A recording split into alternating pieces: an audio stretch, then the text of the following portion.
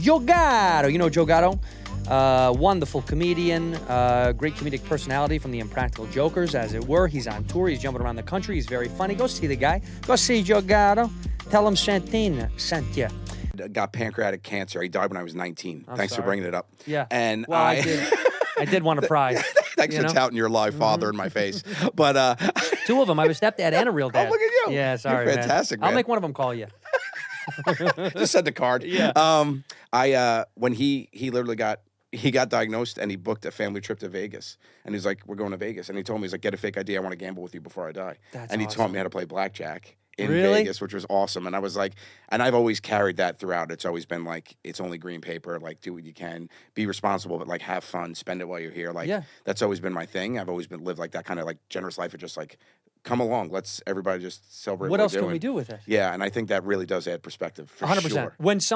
When someone you really love either passes or is going through something, man, your brain just kind of like it's different. Like rewires. Reprogrammed. It's nuts. You're like, this is all. This bullshit. is what's important, right? Yeah. This is the only thing that matters, right? Sure. All the nonsense that you kind of keep in your brain about, and it's tough to get out of, especially in our culture, which I think the pandemic ironically helped, where people were like, go to work, do the thing, go home, do the thing, do the thing, do the, you know what I mean? Sure. Like, it kind of cracked that code of, is this how we should be living with each other? Right. Like seeing each other for, 4 hours a day at most before you go to bed. Right. Because as a kid growing up, both of my parents worked. I mean, shit, my mom still won't retire.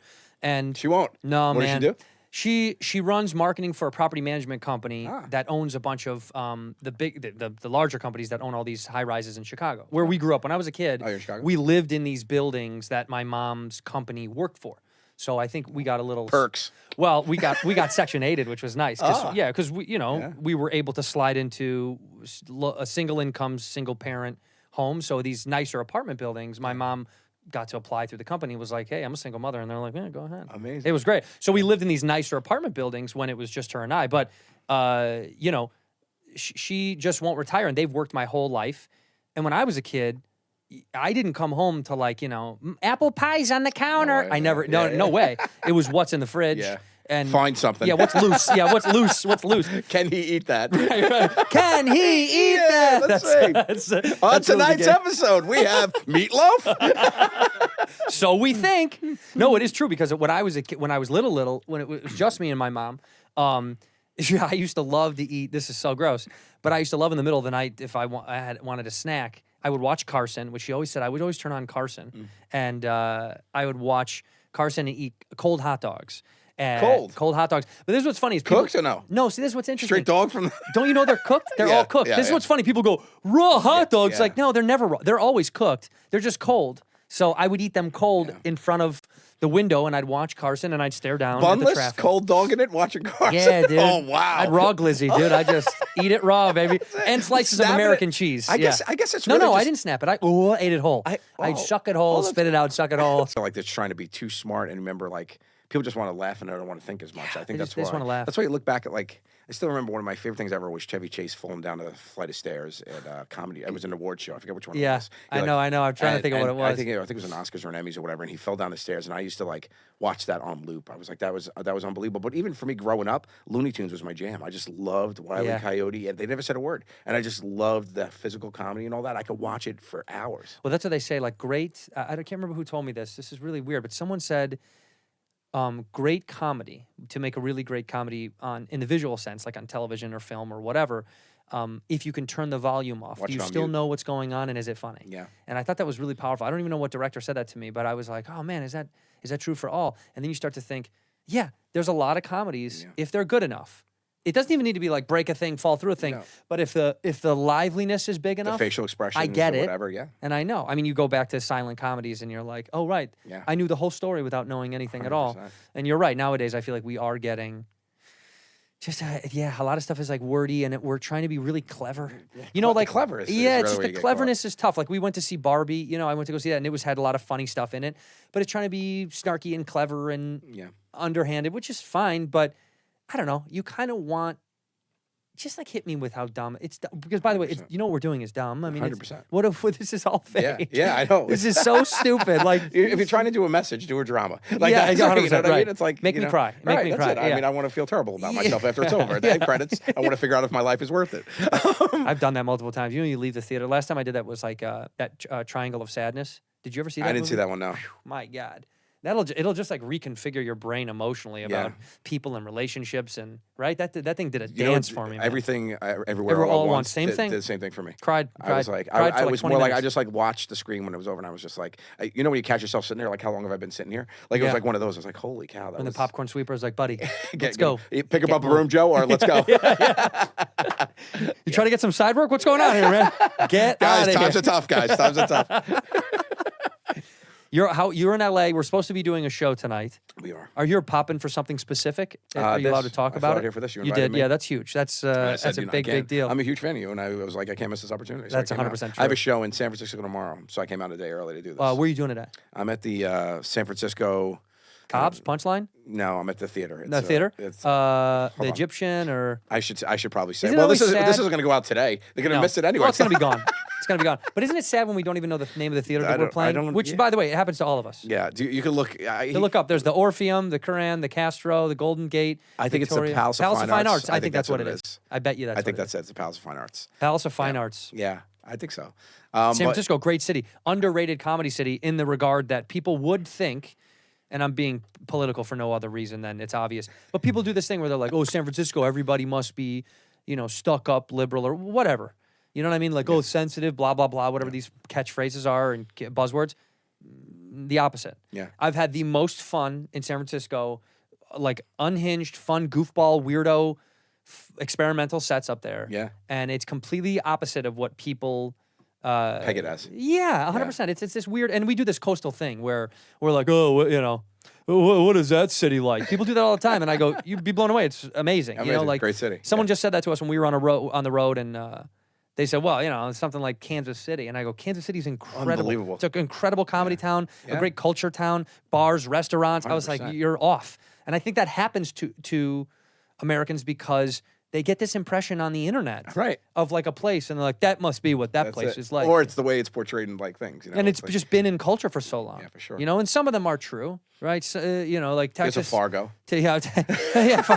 Fargo's Fargo. Fargo is Fargo, yeah. Texas is Texas. They know they're Texas. They feel it. That, that's, you literally think it's a joke that it's like everything's big. They are that way. They are. You do a show down there and like, that's right, boy. Yeah. You better believe it, dude. You're like, all right, buddy. This is how it goes here in Texas. I'm out of here soon, man. I'm like, please don't hurt me. I just wanted a Sprite. Yeah. I'll get in and out, man. I'll be as fast as I can. Yeah. You said when you said you're Sicilian, I'm Siciliano too. Nice. My dad. They poached me from Nordstrom, and when I got the job, I always did this thing where we were like, you always make the job that you want. That was like the rule I made. So whenever I interviewed for a job, I'd be like, okay, and I was like, and I'll be the personal shopper here, and they're like, oh, what's that? And they'll be like, oh no, we're just needing you to be like either a store manager, assistant manager, or whatever. I'm like, oh no, I'm sorry, I'm looking for a personal shopper role, and they'd be like, well, what's that? And I'm like, well, I would just greet customers, sell them whatever they need in the store, be able to sell the whole store, not just work in one department. Because that store, H.G. Buttercup, has a bunch of little retails sections, in between. Then everybody hired their own people, but I want to be able to sell the whole store because that's how you make the shadol. So I was like, all right, this is what I'm going to do. I was like, I'd like to be able to sell the whole store. They're like, well, you won't know all the product. I'm like, don't worry about it. I'll know all the product because there's a lot of product in there. And I was like, I'll take care of that. I'll bullshit my way. So I was able to cover and sell the whole store, and I worked them out to give me 5% commission. 5%? 5% commission. What's usual, like 2 or 1? Yeah. You start at 2.5. So I ended up getting 5% commission. And there was an antique section in the back left-hand corner, which was being run by this guy who was like, I forget his name, but I think it was the most like miserable, like he just didn't, like he was just doing this job and just nobody ever went in there, right? So one day, Dave has to go pick up his, it was like kids' school night or whatever. He had to go like see his teacher, the kid's teacher. He's like, Joe, it was like a half hour left. He's like, Joe, could you just watch that? I'm there. Fine. I go. After he leaves, little old lady comes in. She walks in. Hey, excuse me, could you? Yeah, I help you. We're walking all this stuff. She's like, oh, this armoire is beautiful. I'm like, oh, this is the best armoire. This is mahogany.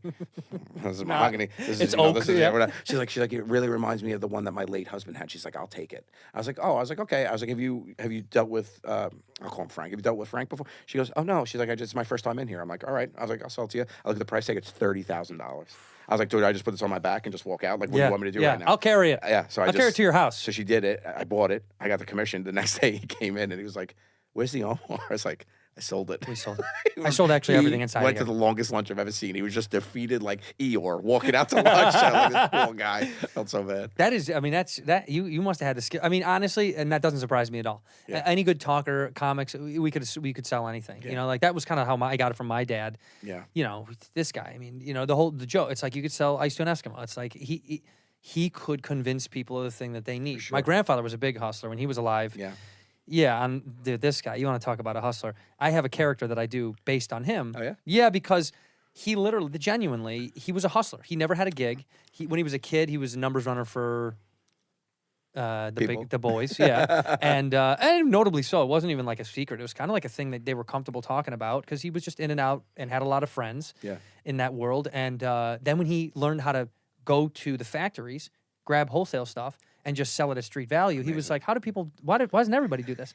So he would literally, when I was a kid, we'd walk into a restaurant.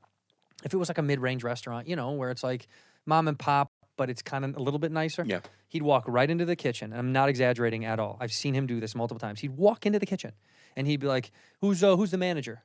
And the manager would come out and be like, who the fuck are you? What the fuck are you doing back here? He's like, dude, these mats aren't up to code. These rubber mats, you know, the floor mats and no slip mats in the kitchen. He goes, these aren't up to code. And he's like, who the fuck are you? You know, it's Chicago. It's like, there's no like gullibleness out of these people. They're like, get the fuck out of. And he's like, no, man, you ought to flip these right now. I have some in my car right now. I'll do it for you right now. And the guy's like, dude, get out of here. My grandfather would physically take them, rip the mats up, put them outside in the trash and go put in new mats and just be like, you know, 2 for $5, but I'll give you the, and they would do it and they'd pay him. Oh my goodness, that's amazing. Part of it was bully tactic. Yeah, that's right. Part of it was like, you know, you better do this because we come around here a lot, you know?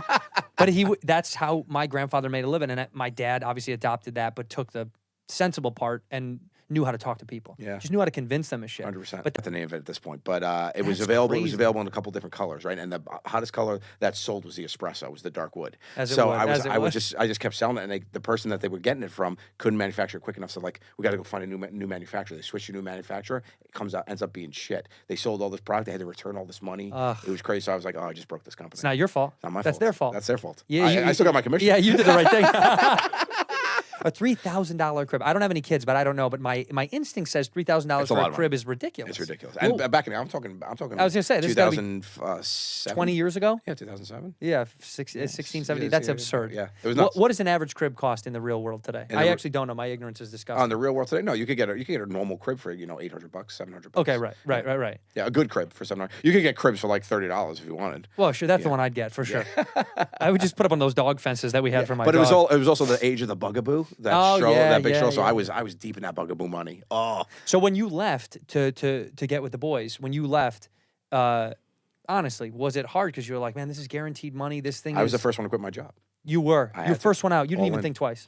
I thought for a second. So I took my 2-week vacation shooting the pilot. We shot the pilot. Right. Then they ordered it, and I needed 6 months. So I said to my CEO at the time, Allie, I said, I need a 6-month hiatus. She goes, oh, so you're quitting? I said, no, it's just a hiatus. She's like, no, you're quitting. It's all right. If it doesn't work, I said, I'll be back. She's like, well, no. She's like, you'll be a TV star, and then you'll never worry about it. But if it doesn't work out, you're always welcome to come back, but I can't keep your job for 6 months. She's like, we'll see what happens. So I was like, okay. So I was like, oh, I got to quit. But Sal at the time was owned a bar, was a bartender. Right, that I know. So he was working his overnights. Q was a fireman. He was working overnights and would come to shoot. And Murray was working as for the production company that ended up producing the show. So they all had job security. Wow. So when I quit, I was like, oh man, but I was all in. But it's all I concentrated on, which was good because then I learned from the production of it. Right. So that really amped me up for 10 years to just be basically showrunner, producer, director, all of it, writer. Like I was just hyper focused on this thing for the first 2 years. The guys, I think for the first 2 years kept their jobs.